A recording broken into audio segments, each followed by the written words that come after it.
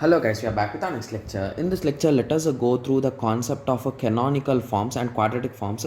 So basically, we are going to this particular forms because there could be a question directly on quadratic forms asking to find the index and signature, guys. Okay, so we are having two different formulas for that. But before going through this, you need to have a clear idea how you can convert a quadratic equation into a matrix, guys.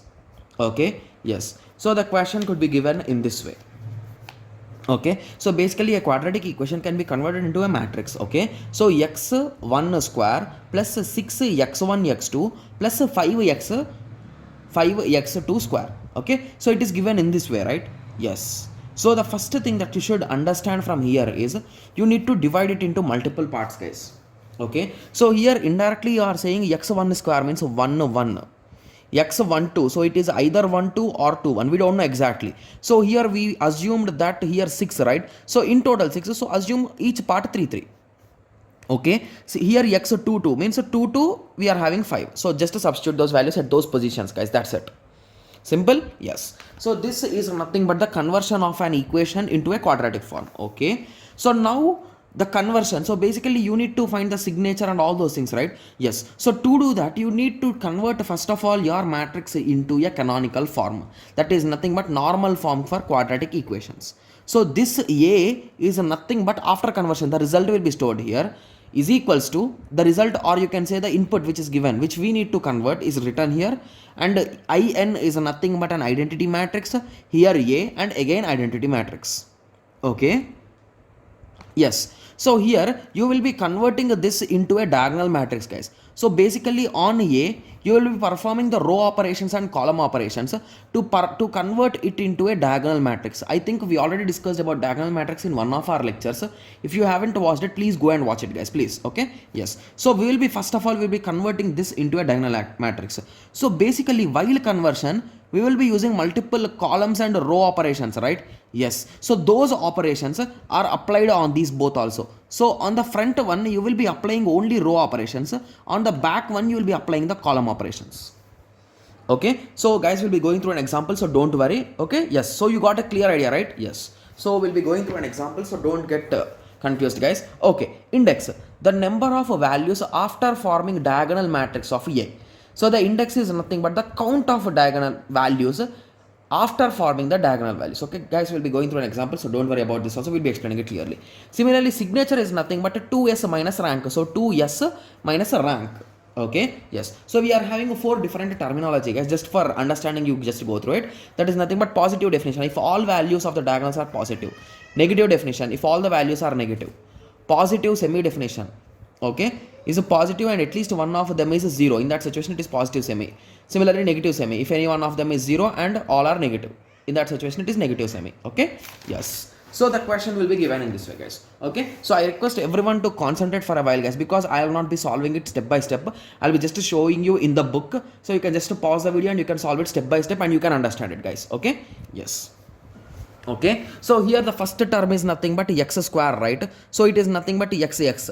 Okay, so I am assuming x as a 1 and y as a 2, guys. Okay, so for 1 1 the value is a 10. Okay, for 2 2 the value is a 2. Okay, for 3 3 the value is 5. So we are done with this diagonal, right? Yes. Similarly, for 1 2 I am saying 4, but I told you it might be 1 2 or 2 1. So let us break it exactly. So 2 2.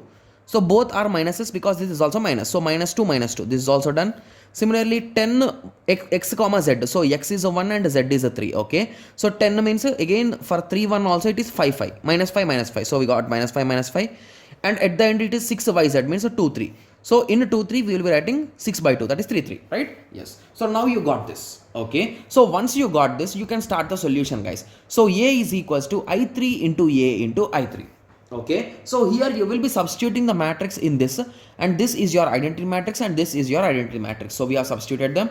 Okay, so now on this I need to convert these values, right? Yes, to 0, like into diagonal matrix. Okay, so to make things easy I have swapped 2 rows, guys. So I swapped R1 to 2 into R2. So I swapped them.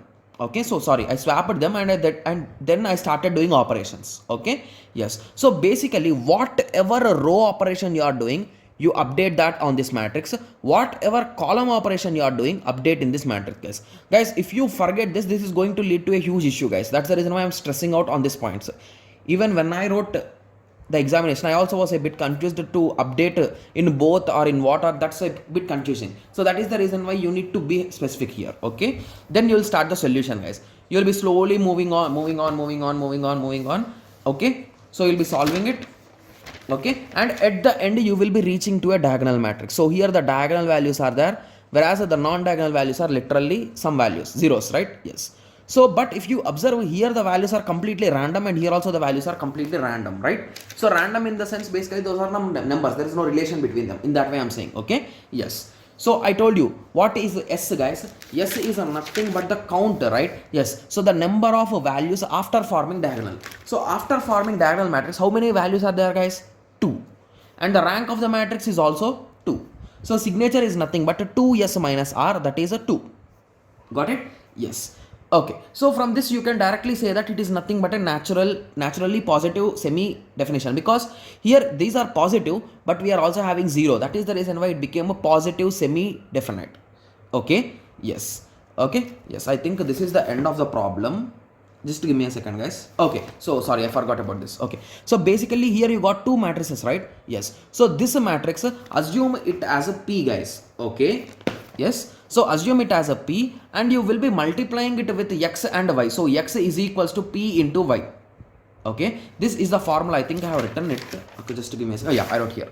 Okay, so at the end you will be solving this, guys. X is equals to P into y. So x are nothing but x1, x2, x3. Y is nothing but y1, y2, y3. Remember that P is always taken the column matrix, the column updated matrix, not row updated. Please remember that, guys. Okay, so once you got this, you can just get equations, right? So x3 is nothing but y3. So in that way you can just write the equations, right? Yes. So this is nothing but the quadratic reduction. So basically the quadratic reduction from this step, from this big step, you converted it into these small 3 steps, guys.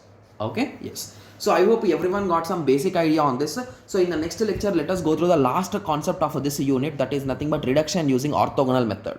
Okay, yes. So let us meet in the next lecture. Here you will be using the normal form method. Okay, so let us meet in the next lecture. Thank you. Thanks for watching.